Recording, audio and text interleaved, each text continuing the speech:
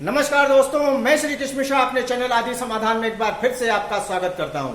और आज मैं आपको बताने जा रहा हूं कि शिव तांडव स्तोत्र कैसे की रचना कैसे हुई, इसके पीछे क्या कहानी है और शिव तांडव स्तोत्र का यदि आदमी नित्य पाठ करता है तो उसे जीवन में क्या क्या आसानी से प्राप्त हो सकता है।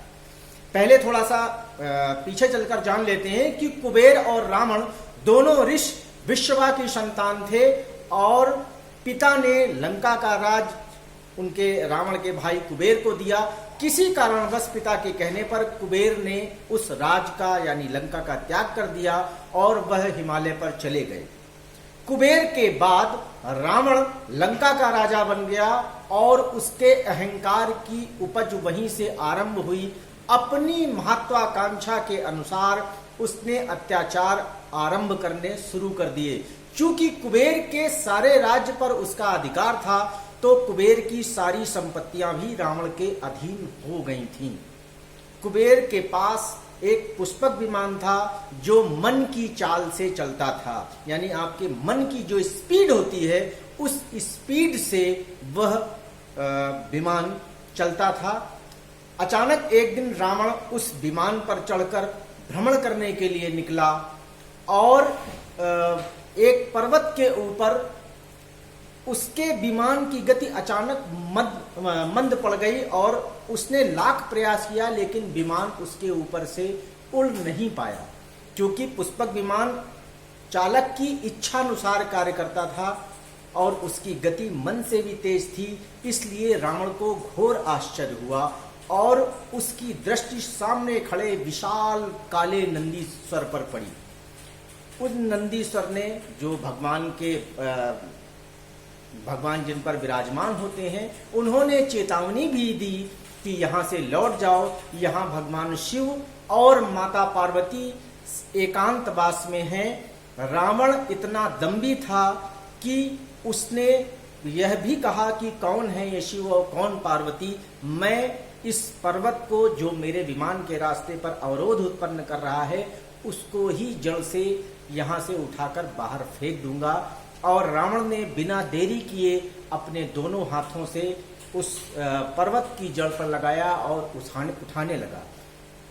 इससे शिव का सिंहासन डोला और भगवान शिव ने वहीं अपने अंगूठे से उस पर्वत को दबा दिया ताकि पर्वत स्थिर हो जाए और रावण भीषण चीत्कार करने लगा दर्द और पीड़ा के कारण। रावण ने भयंकर क्रोध और दर्द के साथ भीषण चीत्कार से यह स्तोत्र गाया है, जिसे संस्कृत भाषा में रावः शुश्रूणः कहा जाता है। भगवान शिव को यह स्तोत्र इतना अत्यधिक पसंद है कि हिंदू धर्म में ऐसी मान्यता है कि इसकी नित्य स्तुति करने से व्यक्ति को कभी भी धन और संपत्ति की कमी नहीं होती है। साथ ही व्यक्ति के उत्कृष्ट व्यक्तित्व का भी निर्माण होता है, यानी उसके चेहरे पर तेज बढ़ता है। इसका प्रतिदिन पाठ करने से किसी भी कठिन कार्य की भी जो महत्वाकांक्षा है आपकी वह पूर्ण हो जाती है। ऐसा भी माना जाता है कि इसका नित्य पाठ करने से आपकी वाणी भी सिद्धि को प्राप्त हो जाती है, यानी आप जो जैसा कहने लगेंगे अगर तो वह वैसा ही घटित होने लगता है। नृत्य, चित्रकला, लेखन, योग, समाधि आदि सिद्धियां उस इंसान को सहज ही प्राप्त होने लगती हैं। इतना ही नहीं, शनि को काल माना जाता है। ऐसा माना जाता है कि शनि काल के दूत हैं या काल स्वरूप हैं, जबकि शिव महाकाल हैं। अतः शनि पीड़ा में भी इसका पाठ करने से अत्यधिक लाभ प्राप्त होता है। जिन लोगों के कुंडली में सर्पयोग, काल सर्पयोग, पितृदोष होता है, उन लोगों के लिए भी इस स्तोत्र का पाठ करना बेहद उपयोगी और लाभ का कारण बनता है। क्योंकि हिंदू धर्म में भगवान शिव को ही आयु मृत्यु और सर्प का स्वामी माना गया है।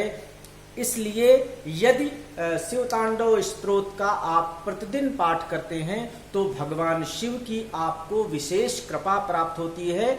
और इस वीडियो के अंतर्गत मैंने जो भी सिद्धियां आपको बताई, ऐसी समूची सिद्धियां, ऐसी पॉजिटिव एनर्जियां आपके चारों ओर एक आभा मंडल का निर्माण करती हैं, जिस आभा मंडल के अंदर आप भीतर सुरक्षित भी महसूस करते हैं और आप जो भी कार्य करते हैं वह सिद्ध होने लगते हैं, बनने लगते हैं, ऐसा माना जाता है। तो दोस्तों, शिव तांडव स्तोत्र करने से क्या क्या लाभ आपको मिल सकते हैं, कैसी सिद्धियां आपको प्राप्त हो सकती हैं, यह मैंने आपको बताया। कमेंट में आप मुझे जरूर बताइएगा।